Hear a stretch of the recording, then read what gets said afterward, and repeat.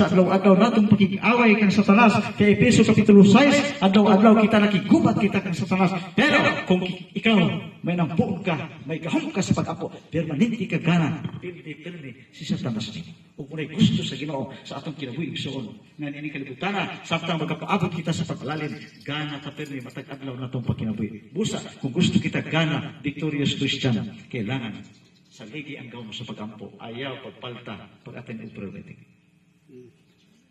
Kung kamura karon sa prayer meeting diri, hinaut pa nga sa sunod Hercules, gamiton mo instrumento sa pagpadasig, nga gamanan ang pag-ampo. Busa, nga naman nga dagang Kristoro, nga dili ang mga prayer meeting.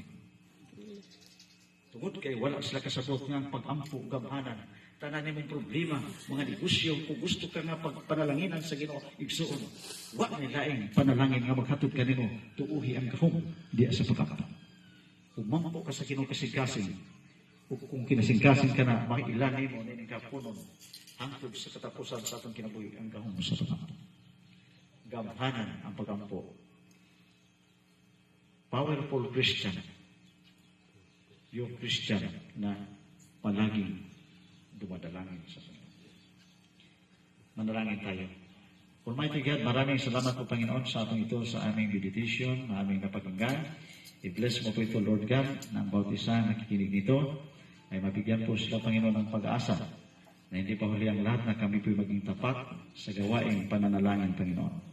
I-bless mo ang lahat ng dirito ngayon, Panginoon. Bigyan mo po ng kapayapaan, katiwasayan, maging sa aming paglilingkod, Panginoon, patuloy po kami na maglilingkod sa inyo hanggang sa pagbalik mo po, Panginoon. Ito po ang aming dalangin sa matamis sa pangalan ni Jesus na ating tagapagligtas. Amen.